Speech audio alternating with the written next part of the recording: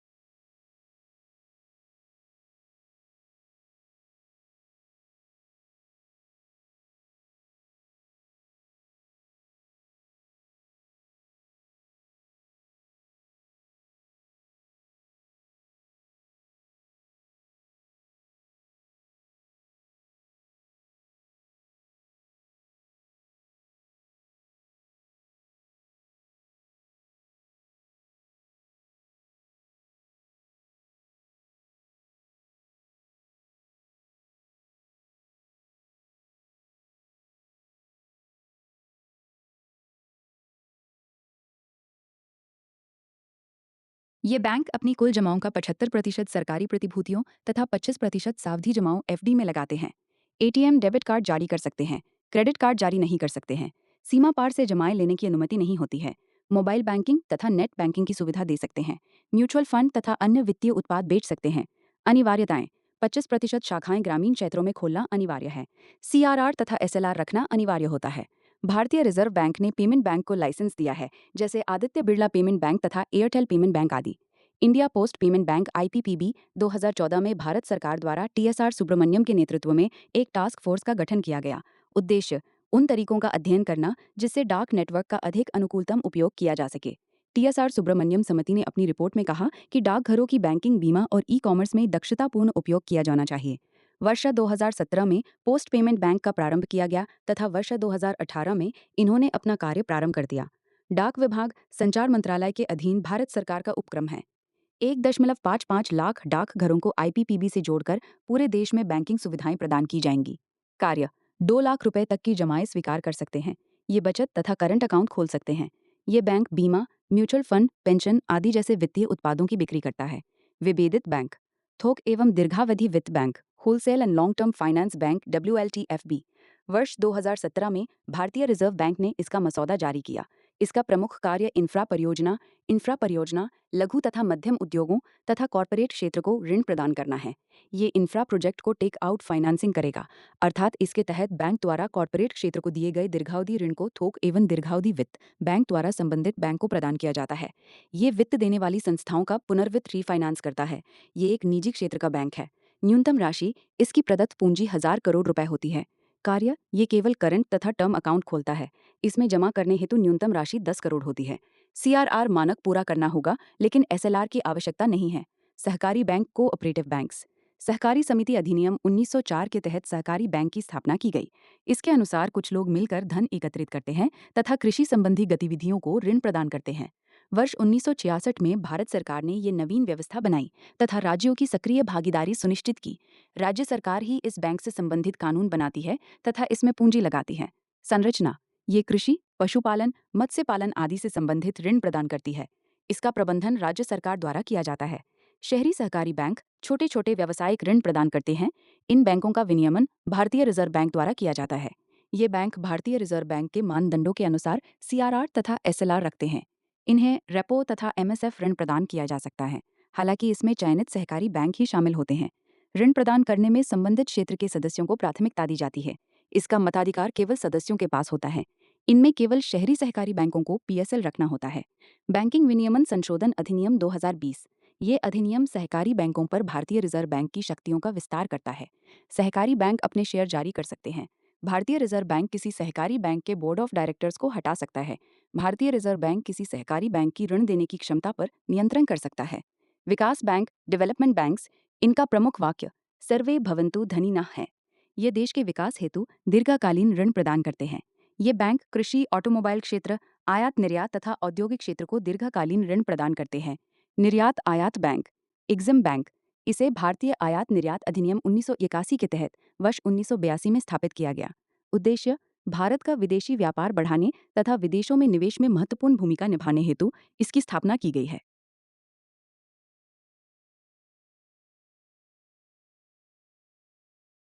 भारतीय कंपनियों को विदेश में व्यापार करने एवं भारत से निर्यात करने में सहायता देता है। मुख्य क्षेत्र ये तकनीकी आयात को ऋण प्रदान करता है। निर्यात योग्य वस्तुओं के उत्पादन को ऋण, प्री शिपमेंट पोस्ट शिपमेंट ऋण, विदेशों में निवेश हेतु ऋण। भारतीय निर्यातकों को नवीन भूभागों में कदम रखने और मौजूदा निर्यात बाजार में अपने कदम का विस्तार करने के लिए ऋण उपलब्ध कराता है। भारतीय कंपनियों को विदेशों में कॉन्ट्रैक्ट लेने में सहायता प्रदान करना है। EXIM के महत्वपूर्ण कार्यक्रम क्रेता ऋण, बायर्स क्रेडिट। ये एक प्रकार का ऋण सुविधा कार्यक्रम है जिसके तहत खरीदार को ऋण प्रदान किया जाता है। इस योजना के तहत यदि कोई विदेशी खरीदार भारतीय लघु तथा मध्यम उद्योग SME के उत्पादों को विदेश में बेचता है तो एक्सिम बैंक इन खरीदारों को ऋण प्रदान करता है। बाजार सलाहकारी सेवाएं, marketing advisory services.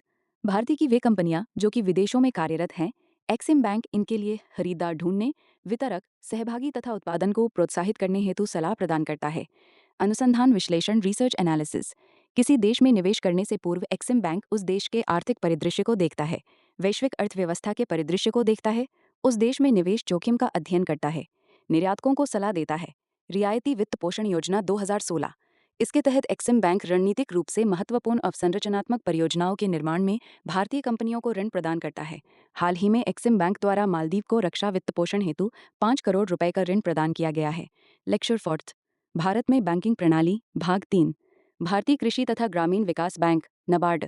Sivaraman Singh समिति की सिफारिश पर भारत सरकार ने वर्ष 1982 में नाबार्ड अधिनियम 1981 के तहत नाबार्ड का गठन किया। इसके पूर्व भारत में कृषि वित्त का कार्य भारतीय रिजर्व बैंक स्वयं करता था। नाबार्ड एक पुनर्वित्त संस्थान है, जिसके तहत नाबार्ड वित्तीय संस्थाओं को ऋण प्रदान करता है। ये सीधे लोगों को ऋण प्रदान नहीं करता है। पुनर्वित्त संस्था नाबार्ड सहकारी बैंक, आरआरबी, अनुसूचित वाणिज्यिक बैंक तथा भारतीय रिजर्व बैंक द्वारा अनुमोदित अन्य वित्तीय संस्थाओं को वित्त प्रदान करता है। इसीलिए ये एक पुनर्वित्त संस्था है। उद्देश्य, कृषि क्षेत्र में दीर्घकालीन तथा अल्पकालीन ऋण प्रदान करना, ग्रामीण क्षेत्रों में आर्थिक गतिविधियों को ऋण प्रदान करना, ग्रामीण अवसंरचनात्मक कोष का प्रबंधन, रूरल इंफ्रास्ट्रक्चर फंड, प्राकृतिक संसाधनों का प्रबंधन जैसे वाटरशेड कार्यक्रम, कृषि नवाचार, डायरेक्ट फंड की व्यवस्था तथा जनजातीय विकास हेतु प्रत्यक्ष कोष की व्यवस्था, ग्रामीण विकास कार्यक्रमों की निगरानी करना। नाबार्ड को वर्ष 2008 में वित्तीय समावेशन संगठन का सदस्य बनाया गया। ये आरआरबी तथा सहकारी बैंकों के वित्तीय समावेशन कार्यक्रमों को आगे बढ़ाता है।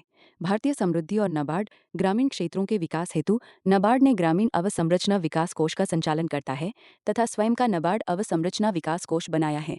ग्रामीण अवसंरचना विकास कोष रिड्व की संचित राशि अधिकात करोड़ तथा नाबार्ड अवसंरचना विकास कोष की संचित राशि 1000 करोड़ रुपए है, जो कि रिड्व का पूरक है। नाबार्ड ने 20,000 करोड़ रुपए के दीर्घकालीन सिंचाई कोष LTIF की स्थापना की है। इसका उद्देश्य अपूर्ण, मध्यम और बृहद सिंचाई परियोजनाओं को पूरा करना है। वेयरहाउस इंफ्रास्ट्रक्चर फंड के तहत नाबार्ड ग्रामीण क्षेत्रों में गोदाम निर्माण हेतु ऋण प्रदान करता है। किसानों के लिए क्रेडिट कार्ड की व्यवस्था की है। इस कार्यक्रम को 1998 में प्रारंभ किया गया। इसमें भारतीय रिजर्व बैंक तथा भारत सरकार नाबार्ड को वित्त प्रदान करती है। स्वयं सहायता समूह बैंक संबद्ध कार्यक्रम SHG बैंक लिंकेज प्रोग्राम। इसके तहत महिला स्वयं सहायता समूहों को ऋण प्रदान किया जाता है। इस कार्यक्रम का प्रारंभ वर्ष 1992 में किया गया था। इसके तहत भारतीय बैंकों को नाबार्ड प्रोत्साहित करता है। वर्तमान में 83 लाख SHG हैं। ई शक्ति पहल वर्ष 2015 से नाबार्ड महिला SHG के विकास हेतु ई शक्ति पहल नामक कार्यक्रम का संचालन कर रहा है, जिसके तहत SHG का डिजिटलीकरण किया जा रहा है। बाजार पहल ग्रामीण क्षेत्रों के शिल्पकारों के लिए बेहतर बाजार की तलाश में देश भर में विभिन्न आयोजनों, मेलों तथा प्रदर्शनी आदि के माध्यम नाबार्ड इनके विकास की पहल करता है। कौशल विकास ग्रामीण क्षेत्रों के युवाओं के विकास हेतु कौशल विकास कार्यक्रम का संचालन किया जा रहा है। ग्रामीण आधारभूत सुविधा विकास निधि 1995, ग्रामीण आधारभूत सुविधा विकास निधि 1995 की स्थापना भारत सरकार ने की थी, जिसके तहत ग्रामीण क्षेत्रों में ग्रामीण पेयजल, मृदा संरक्षण, ग्रामीण बाजार, ग्रामीण स्वास्थ्य केंद्र, प्राथमिक स्कूल तथा आंगनवाड़ी कार्यक्रमों का संचालन करती है। इस कोष का रखरखाव नाबार्ड द्वारा किया जाता है। नाबार्ड स्कीम दोनों 22। इसके तहत भारत सरकार ने 3,000 करोड़ का कोष नाबार्ड को प्रदान किया, जिसके तहत नाबार्ड ने वाणिज्यिक बैंक, आरआरबी तथा सहकारी बैंकों को वित्त प्रदान किया। इसका मुख्य उद्देश्य डेयरी विकास हेतु स्वदेशी पशुओं को खरीदने हेतु ऋण प्रदान करता है। हालांकि इसमें पशुओं, गाय की अधिकतम संख्या 50 है। डेयरी फार्मिंग योजना 2022। इस योजना के तहत निम्न क्षेत्रों को ऋण प्रदान किया जाता है: वर्मी कंपोस्ट तथा खाद निर्माण, दूध रखने के लिए फ्रिज, डेयरी प्रसंस्करण उपकरणों की खरीद, डेयरी उत्पादन परिवहन सुविधा, डेयरी हेतु कोल्ड स्टोरेज, निजी पशु चिकित्सा क्लिनिक, डेयरी पार्लर प्रावधान, ब्याज रहित ऋण बेरोजगारों को प्राथमिकता, 25% पूंजी स्वयं तथा 75% नाबार्ड प्रदान करता है। 3 करोड़ किसानों को जोड़ना इसका उद्देश्य है। भारतीय लघु उद्योग विकास bank, small industrial development bank of India SIDBI. SIDBI एक पुनर्वित्त संस्था है। शेयर भारत सरकार 5.5%, SBI 15.5%, LIC 13.33%, नाबार्ड 9.33%, अन्य 40.1%। प्रमुख कार्यक्रम उद्योग आधार, नवीन MSME के पंजीकरण आदि में सहायता, उद्यमी मित्र पोर्टल, नवीन MSME को ऋण प्रदान करना, क्रेडिट गारंटी फंड, MSME को प्रदत्त ऋण पर सिडबीआई की गारंटी से संबंधित योजना, लघु उद्योग विकास fund, Udyam Mitra .in, Mudra startup India, standup India, micro enterprises development fund, state plus, कोविड-19 hand sanitiser, shoe cover, ventilator, body suits, mask, दस्ताने तथा गॉगल्स निर्माण करने वाली कंपनियों हेतु SIDIDI ने मात्र 48 घंटों में 2 करोड़ तक का ऋण प्रदान किया था। प्राथमिक क्षेत्र उधारी PSL, सरकार विकास और रोजगार को ध्यान में रखते हुए ऋण प्रवाह हेतु कुछ क्षेत्रों का चयन करती है जिन्हें बैंकों द्वारा भारतीय रिजर्व बैंक के दिशा निर्देश के अनुसार ऋण प्रदान किया जाता है। उन्हें प्राथमिक क्षेत्र के रूप में जाना जाता है।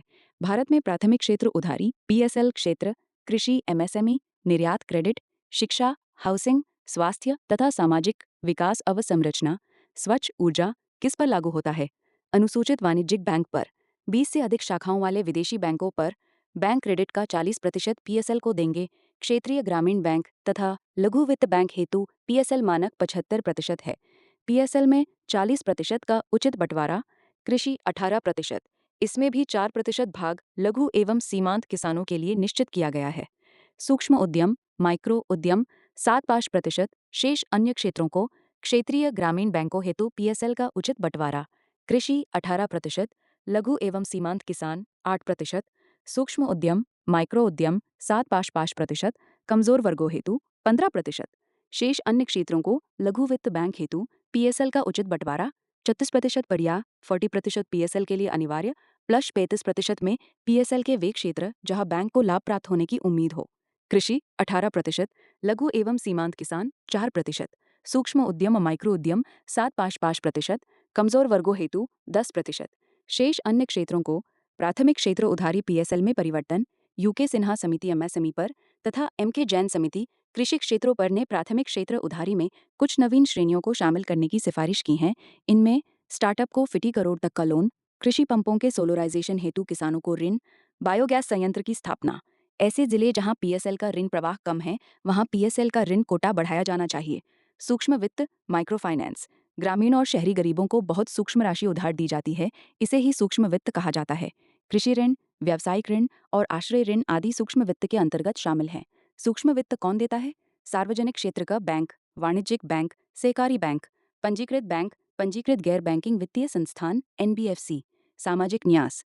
वर्तमान में स्वयं सहायता समूह एसएचजी के माध्यम से सूक्ष्म वित्त को आगे बढ़ाने पर जोर दिया जा रहा है। स्वयं सहायता समूह एसएचजी, पारंपरिक स्वयं सहायता समूह ये लोगों का स्वैच्छिक समूह होता है। इसमें लोग आपस में मिलकर धन एकत्रित करते हैं तथा आवश्यकता पड़ने पर समूह के सदस्यों को ऋण प्रदान करते हैं।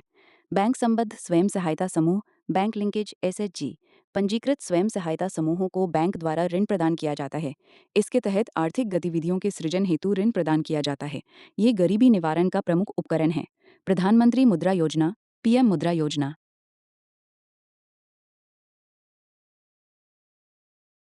गैर कृषि क्षेत्रों में छोटे छोटे व्यावसायिक ऋण प्रदान किए जाते हैं। ये स्वरोजगार के उद्देश्य से गिरवी कर रहित ऋण होता है। इस ऋण की आपूर्ति को सुनिश्चित करने के लिए मुद्रा बैंक की स्थापना की जा रही है। मुद्रा micro units development and refinance agency. इस योजना के तहत 3 श्रेणियों में ऋण प्रदान किया जाता है। शिशु ऋण 50,000, किशोर ऋण 50,000 से 5 लाख, तरुण ऋण 5 लाख से 10 लाख। मुद्रा बैंक अन्य सूक्ष्म वित्त की निगरानी भी करता है। मुद्रा बैंक को वित्त सिडबी द्वारा दिया जाता है। मुद्रा बैंक का विनियमन कार्य सूक्ष्म वित्त का पंजीकरण करना, सूक्ष्म वित्त पोषण के लिए सूक्ष्म वित्त संस्थानों को दिशा निर्देश देना, विभिन्न सूक्ष्म वित्त संस्थानों को रेटिंग प्रदान करना, क्रेडिट गारंटी फंड का निर्माण करना। मालेगाम समिति। सूक्ष्म वित्त संस्थान अधिकतम 24% का ब्याज ले सकते हैं, जो कि 25 से अधिक नहीं हो सकती है। सूक्ष्म वित्त हेतु देश में अलग से गैर बैंकिंग वित्तीय संस्थान एनबीएफसी का गठन किया जाना चाहिए, जिन्हें ऑफर बैंकिंग वित्तीय संस्थान, सूक्ष्म वित्त संस्थान एनबीएफसी एमएफआई कहा जाता है। 25,000 रुपए तक का ऋण उन परिवारों को दिया जाना चाहिए जिनकी वार्षिक आय 50,000 रुपए तक है।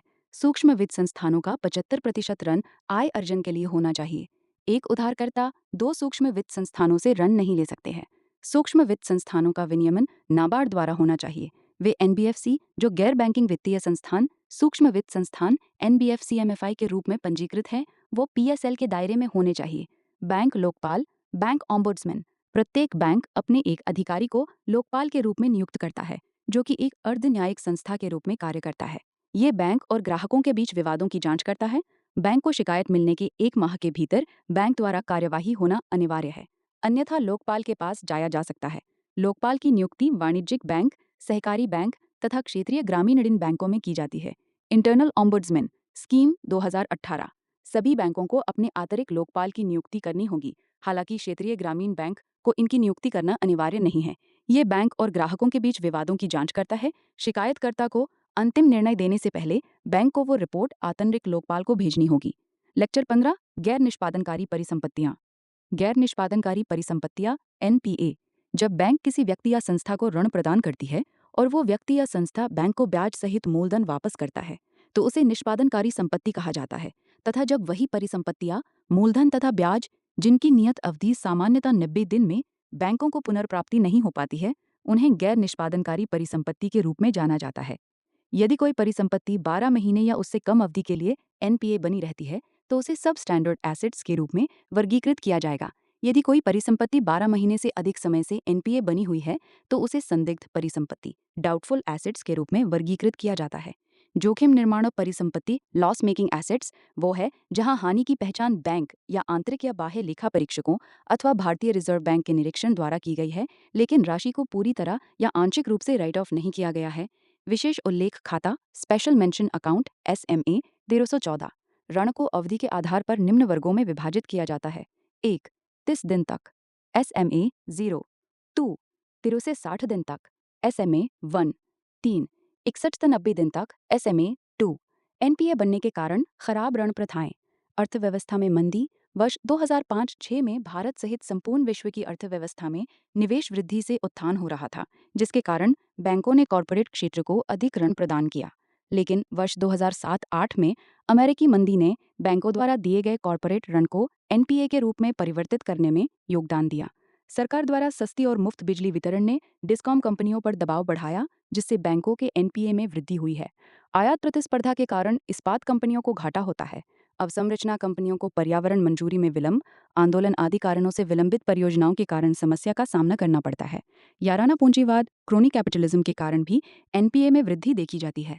NPA के प्रभाव। NPA में होने वाली वृद्धि से बैंकों की लाभप्रदता में कमी आती है।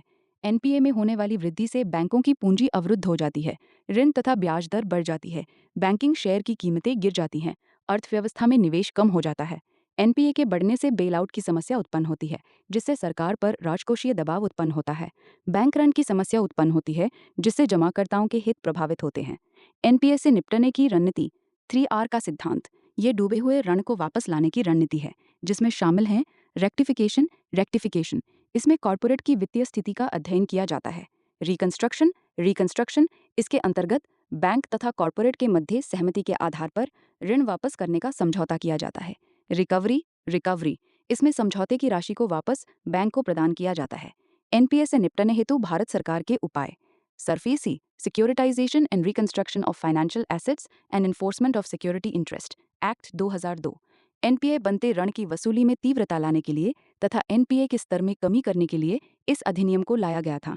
अधिनियम के तहत बैंक तथा वित्तीय संस्थान अपने लंबित ऋणों की वसूली हेतु ऋण न चुकाने वाले संस्थान की आवासीय तथा वाणिज्यिक संपत्ति को बेच सकते हैं या उनकी नीलामी कर सकते हैं।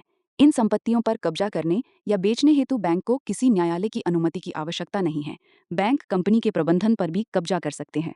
अधिनियम के तहत भारतीय रिजर्व बैंक एक परिसंपत्ति पुनर्गठन कंपनी आर्क्स का गठन कर सकता है। परिसंपत्ति पुनर्गठन कंपनी आर्क क्या है? ये एक ऐसी कंपनी है जो कि NPA को खरीदने का कार्य करती है तथा स्वयं कॉरपोरेट से ऋण पुनर्प्राप्ति हेतु प्रयास करती है। कोई निजी संस्थान या सार्वजनिक निकाय दोनों ही परिसंपत्ति पुनर्गठन कंपनी RRC के रूप में कार्य कर सकते हैं। हालांकि इसके लिए भारतीय रिजर्व बैंक की अनुमति अनिवार्य है। कोई निजी कंपनी यदि परिसंपत्ति पुनर्गठन कंपनी के रूप में स्थापित होना चाहती है तो उसे न्यूनतम 100 करोड़ रुपए का कोष तथा 15% का पूंजी पर्याप्तता अनुपात सरार रखना होगा। भारत की प्रथम RSE भारतीय परिसंपत्ति पुनर्गठन कंपनी लिमिटेड आरसीएल थी जिसे SBI, Punjab national bank, IDBI तथा ICICI ने बनाया था जो कि अधिक सफल नहीं रही थी। नोट: परिसंपत्ति पुनर्गठन कंपनी कॉरपोरेट के संपत्ति की नीलामी नहीं कर सकती है। आवश्यकता क्यों? इसका मुख्य उद्देश्य कुछ NPA को पुनर्जीवित करके अर्थव्यवस्था में रोजगार तथा राष्ट्रीय उत्पादन में वृद्धि करना है। हालांकि NPA को पुनः उत्पादक और लाभदायक बनाने हेतु समय पर हस्तक्षेप की आवश्यकता होती है। इस कंपनी की स्थापना की सिफारिश सबसे पहले नरसिम्हन समिति 2 ने की थी। कैसे काम करती है? इसे भारतीय रिजर्व बैंक से लाइसेंस प्राप्त करना होता है। ये बैंक से NPA खरीद लेते हैं। बैंक द्वारा दिए गए ऋण पर जो कि NPA बन गया है उसका अधिग्रहण कर सकते हैं। ऋण का पुनर्निर्धारण कर सकती है। उधारकर्ता द्वारा दी गई राशि का भुगतान कर सकती है। भारत सरकार ने परिसंपत्ति पुनर्गठन कंपनी IRC में 100% प्रत्यक्ष विदेशी निवेश FDI की अनुमति दी है। परिसंपत्ति पुनर्गठन कंपनी IRC के लाभ: NPA का मुद्रीकरण करना। इससे बैंक की बैलेंस शीट साफ हो जाती है जिससे बैंक बाजार में ऋण की आपूर्ति कर सकते हैं। बैंक को समस्या से मुक्त कर देना, जिससे बैंक अपनी आर्थिक गतिविधियों पर ध्यान केंद्रित कर सके। संकटग्रस्त परिसंपत्तियों के लिए बाजार का निर्माण करना। लेक्चर 16। गैर निष्पादनकारी परिसंपत्तियां एवं बेसल मानदंड त्वरित सुधारात्मक कार्रवाई, प्रॉम्प्ट करेक्टिव एक्शन पीसीए। वो बैंक जिसका एनपीए बढ़ता जाता है, उसके विरुद्ध भारतीय रिजर्व बैंक द्वारा की जाने वाली कार्रवाई को ही त्वरित सुधारात्मक कार्रवाई कहा जाता है। इस व्यवस्था में निम्न प्रावधान किए जा सकते हैं: ऋण देने पर नियंत्रण, शाखा खोलने पर नियंत्रण, शेयर धारकों को दिए जाने वाले लाभांश पर नियंत्रण, बैंक बोर्ड को हटा देना, प्रबंधन के लिए दिशा निर्देश निर्धारित करना। नोट: त्वरित सुधारात्मक कार्रवाई केवल वाणिज्यिक बैंकों पर की जा सकती है। 5-25 योजना। इसके तहत अवसंरचना क्षेत्र में 500 करोड़ रुपए तक के बनने वाले एनपीए की अवधि को देय अवधि से 25 वर्षों के लिए बढ़ा दिया जाता है। इस योजना को वर्ष 2014 में लाया गया था। इसमें समय के अनुसार ब्याज दर में परिवर्तन किया जाता है तथा प्रत्येक 5 वर्ष की अवधि में ब्याज दर की समीक्षा की जाएगी। जो बैंक इस योजना में शामिल होते हैं, उनके एनपीए को पुनः लोन के खाते में शामिल कर लिया जाता है। इससे बैंकों के एनपीए लागत में कमी आती है। उद्देश्य: बैंक की ऋण की रूपरेखा तथा तरलता में सुधार लाना, कुछ लोन को पुनः वापस प्राप्त करना, जिससे बैंक की तरलता में सुधार आए। सामरिक ऋण पुनर्गठन, स्ट्रेटेजिक डेट रिकंस्ट्रक्शन एसटीआर। इसके तहत बैंक अपने एनपीए बने लोन को संपत्ति में परिवर्तित कर सकता है तथा बैंक उस संस्था के प्रबंधन में भागीदार बन सकता है जिसे उसने ऋण दिया है और वो ऋण एनपीए बन गया है। इसे वर्ष 2015 में लाया गया था। इसके तहत बैंक 18 महीने के भीतर अपनी इक्विटी को बेच सकते हैं। इंद्रधनुष योजना। सार्वजनिक क्षेत्र के वे बैंक जो एनपीए की समस्या से जूझ रहे हैं, उन्हें सहायता प्रदान करने के लिए सरकार ने 7 बिंदु योजना प्रारंभ की, जिसे इंद्रधनुष कहा जाता है, जिसमें पेशेवर ढंग से नियुक्तियां। इसके तहत निजी क्षेत्रों के व्यावसायिक या पेशेवर लोगों को सार्वजनिक बैंकों में नियुक्त किया जाता है। बैंक बोर्ड ब्यूरो का गठन किया जाना है। समेकन या सुदृढ़ीकरण के माध्यम से बैंक को तनाव मुक्त किया जाना चाहिए। बैंकों का पुनर्पूंजीकरण किया जाएगा। सरकार के गैर हस्तक्षेप के माध्यम से सशक्तिकरण किया जाएगा। जवाबदेही। इसके तहत लोन लेने वालों के लिए एक इंडेक्स का विकास किया जाएगा। बैंकों को वाणिज्यिक विचारों पर निर्णय लेने की स्वतंत्रता दी जाए। शासन सुधार। ज्ञान संगम का आयोजन किया जाएगा। बैंक तथा वित्तीय संस्थानों के लोग आपस में मिलकर विचार विमर्श करते हैं। Bank board bureau BBB. वर्ष 2014 में गठित पीजे नायक समिति ने बैंकों के विलय तथा बैंक बोर्ड ब्यूरो के गठन की सिफारिश की थी। योजना के तहत प्रत्येक बैंक में एक बैंक बोर्ड ब्यूरो का गठन किया जाना चाहिए। बैंक बोर्ड ब्यूरो का प्रमुख कार्य सार्वजनिक क्षेत्र में बैंकों के प्रमुखों की नियुक्ति के संदर्भ में सिफारिश करना है, बैंकों हेतु रणनीतियां बनाने तथा पूंजी जुटाने में सहायता करना, सार्वजनिक बैंकों के विलय की रणनीतियां बनाना, बेहतर प्रतिभा तथा बेहतर तकनीक को सार्वजनिक बैंकों को उपलब्ध करना। उद्देश्य: सार्वजनिक क्षेत्र के बैंकों को प्रतियोगिता के लिए तैयार करना तथा उनके व्यावसायिक जोखिम का प्रबंधन करना। S4A 2016 scheme for sustainable structuring of stressed asset. इसके तहत एनपीए को वापस लाने हेतु जितनी संभावना होती है उतना ऋण वापस लिया जाता है। ये व्यवस्था सिर्फ 500 करोड़ रुपए के ऋण पर ही लागू होती है तथा पुनर्गठित ऋण का लगभग 50% उसी वर्ष वापस आना चाहिए। परिसंपत्तियों की गुणात्मक समीक्षा, एसेट क्वालिटी रिव्यू। इसका प्रारंभ भारतीय रिजर्व बैंक द्वारा वर्ष 2016 में किया गया, क्योंकि भारत में अधिक मात्रा में विंडो ड्रेसिंग होने लगी थी। बैंक जब किसी ऋण को अपनी बैलेंस शीट में एनपीए के रूप में दिखाते हैं तो उन्हें उसका कुछ भाग अपने पास सुरक्षा के रूप में रखना होता है। इससे बैंक पर वित्तीय दबाव पड़ता है। इसके तहत बैंक कॉरपोरेट क्षेत्र में अपने पुराने ऋणों के स्थान पर नवीन ऋण प्रदान करते हैं। ये दीर्घकाल हेतु हानिकारक होती है, इसीलिए इससे एनपीए और बढ़ जाता है। भारतीय रिजर्व बैंक ने वर्ष 2015-16 में AQR को प्रारंभ किया था, जिसके तहत वर्ष में 2 बार AQR किया जाता है। भारत सरकार द्वारा बैंकों का पुनर्पूंजीकरण, रिकैपिटलाइजेशन ऑफ बैंक। इसके तहत भारत सरकार पुनर्पूंजीकरण बांड, रिकैपिटलाइजेशन बॉन्ड जारी करके धन जुटाती है, जिससे घाटे में चल रहे सरकारी बैंकों का पुनर्पूंजीकरण किया जाता है। इसमें सरकार घाटे में चल रहे बैंक के शेयर को खरीद लेती है तथा बैंकों की वित्तीय स्थिति सुदृढ़ हो जाने पर सरकार इन बांड को बाजार में बेचकर लाभ अर्जित कर लेती है।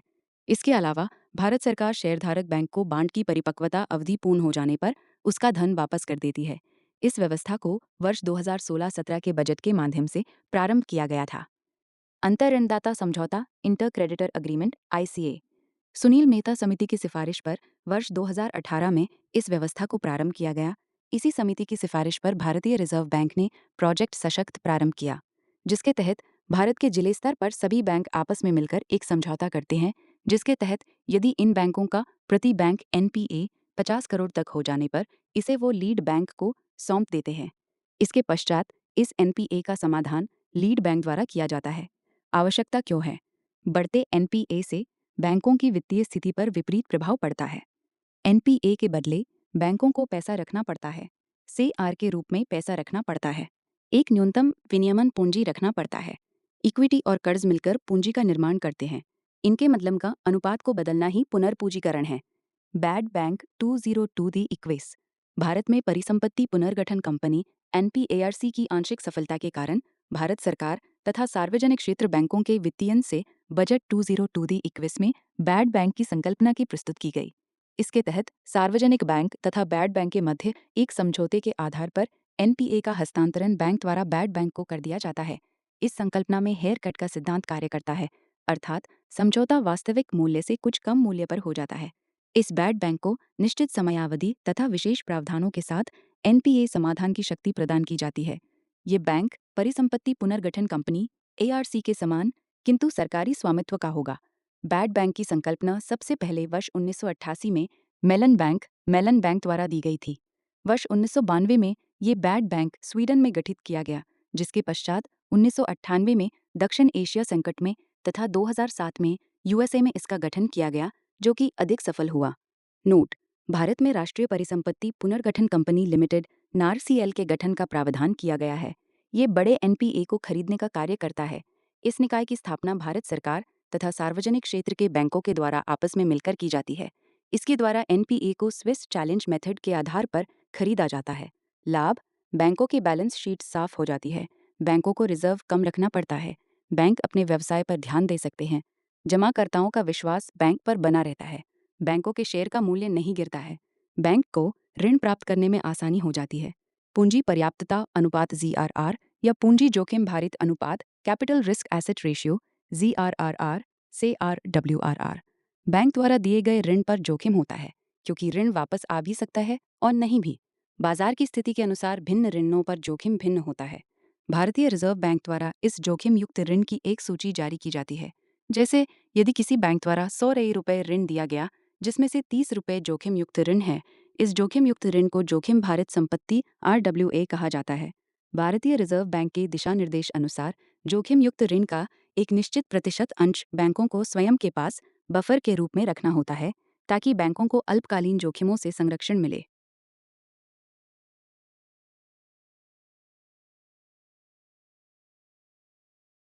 सेकें, इस अनुपात को ही पूंजी पर्याप्तता अनुपात सीआर कहा जाता है।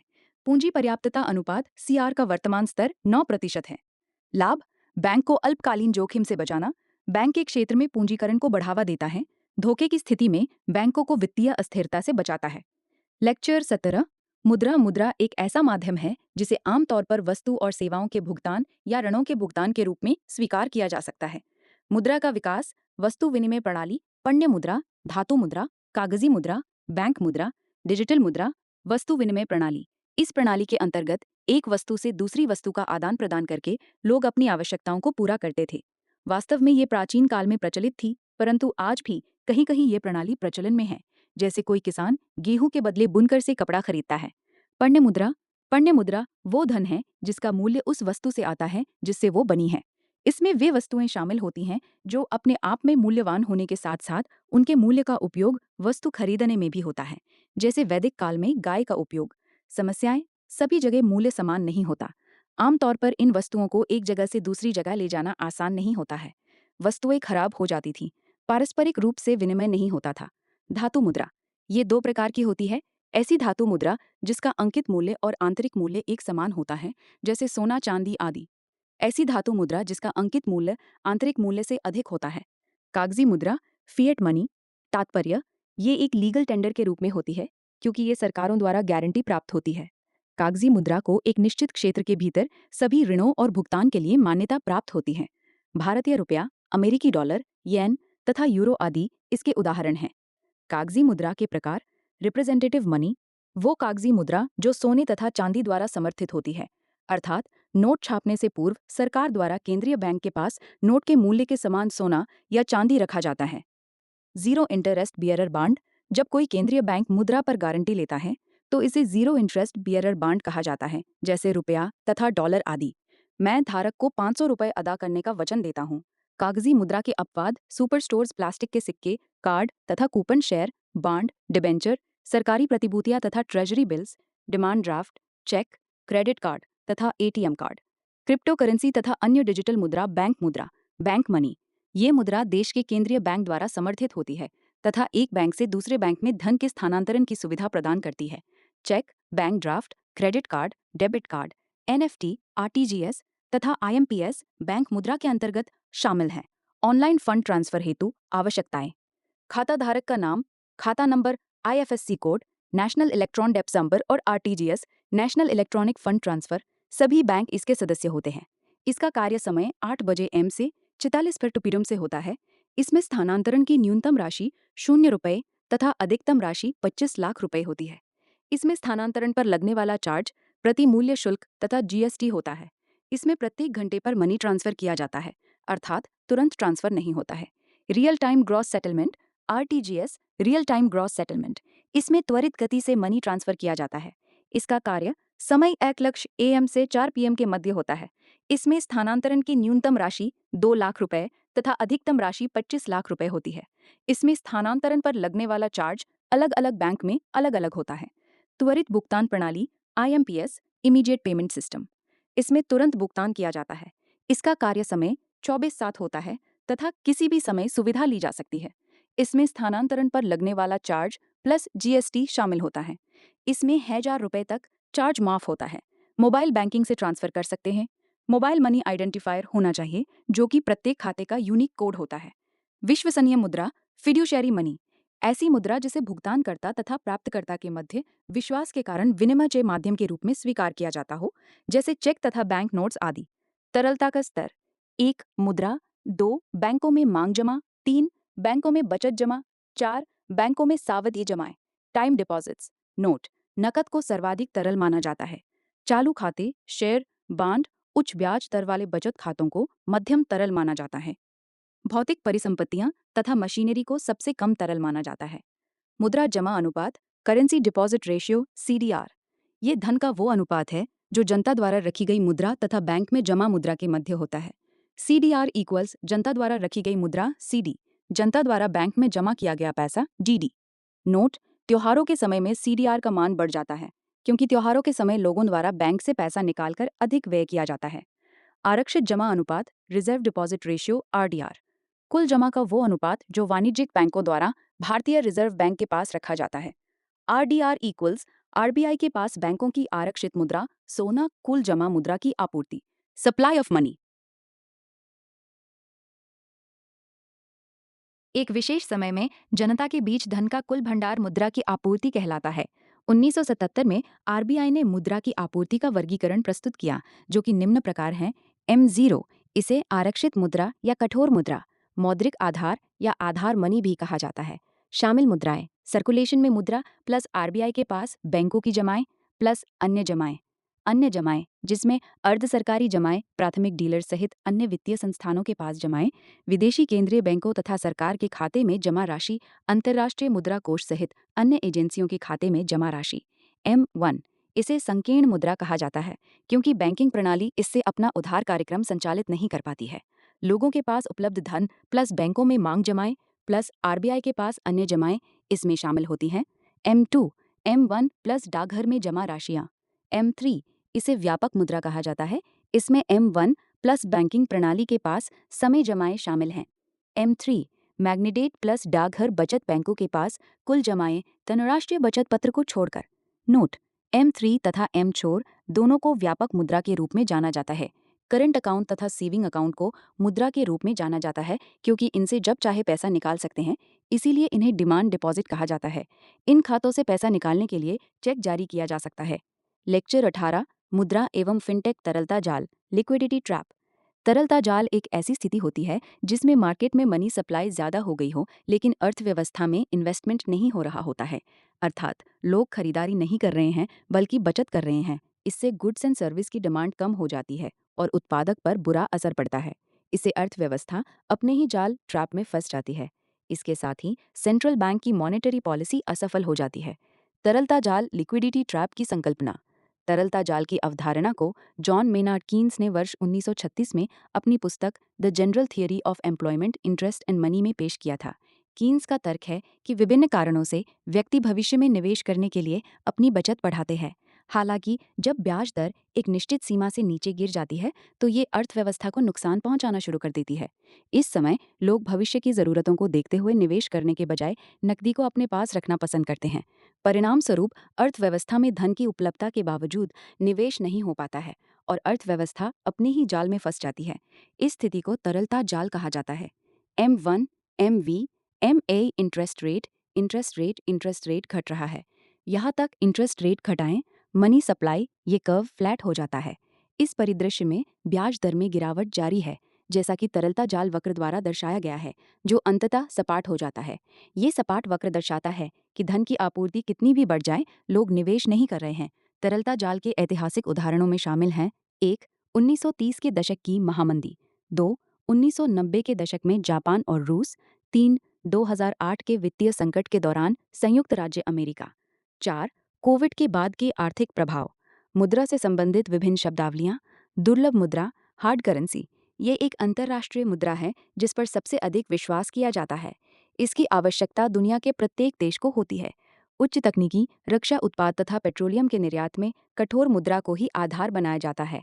वर्तमान में डॉलर सबसे अधिक हार्ड मुद्रा है। सुलभ मुद्रा, सॉफ्ट करेंसी। ये एक ऐसी मुद्रा है जो अपने विदेशी मुद्रा बाजार में आसानी से उपलब्ध हो जाती है। रुपया भारत के लिए सबसे अधिक सुलभ मुद्रा है। उष्ण मुद्रा, हॉट करेंसी। ये दुर्लभ मुद्रा का अस्थायी नाम है। वर्ष 1996-97 में आए दक्षिण एशिया के आर्थिक संकट में यूएस के निवेशकों ने अपनी मुद्रा को तीव्र गति से बाहर निकाला, जिसे हॉट करेंसी का नाम दिया गया। गरम मुद्रा, हीटेड करेंसी। किसी देश से जब हार्ड करेंसी निकलती है तो देश की मुद्रा पर दबाव बढ़ने लगता है तथा उसका मूल्य गिर जाता है। इस स्थिति में घरेलू मुद्रा को करेंसी अंडर हीट या अंडर हैमरिंग कहा जाता है। कोरोना महामारी के समय भारत में ऐसी स्थिति का अनुभव किया गया था। सस्ती मुद्रा, चीप करेंसी। इसे वर्ष 1930 में प्रयुक्त किया था। इसका तात्पर्य यह है कि जब सरकार समय से पूर्व अपनी प्रतिभूति को वापस ले लेती है तो अर्थव्यवस्था में तरलता बढ़ जाती है। परिणाम स्वरूप इसे सस्ती मुद्रा कहा जाता है। महंगी मुद्रा, डियर करेंसी। अधिक ब्याज दर पर आकर्षक बांड जारी करके लोगों के धन को अवशोषित कर लिया जाता है। इसे महंगी मुद्रा कहा जाता है। Helicopter money. इसे मिल्टन फ्रीडमैन ने प्रतिपादित किया था, जो कि एक काल्पनिक अवधारणा है। इसका अर्थ मंदी की स्थिति में केंद्रीय बैंक द्वारा मुद्रा की छपाई करके लोगों को इसका वितरण करने से लिया जाता है। भारतीय राष्ट्रीय भुगतान निगम NPCII, national payments corporation of India. इसका गठन भुगतान और निपटान प्रणाली अधिनियम 2007 के अंतर्गत किया गया था, जो कि भारतीय रिजर्व बैंक तथा भारतीय बैंक संघ IBA की एक संयुक्त पहल है। ये कंपनी अधिनियम 2013 की धारा 8 के अंतर्गत एक गैर लाभकारी कंपनी के रूप में पंजीकृत है। कार्य: डिजिटल भुगतान को बढ़ावा देने के लिए तकनीकी का विकास करना, वित्तीय समावेशन को बढ़ावा देना, सभी बैंकों के ATM को आपस में जोड़ना, एकीकृत भुगतान इंटरफेस UPI।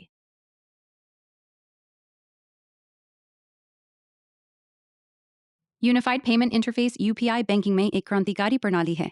ये ग्राहकों को विभिन्न लेन देन करने की अनुमति देता है, जैसे कि शेष राशि की जांच करना, राशि जमा करना, नकदी निकालना और बैंकों के बीच आसानी से धन हस्तांतरित करना।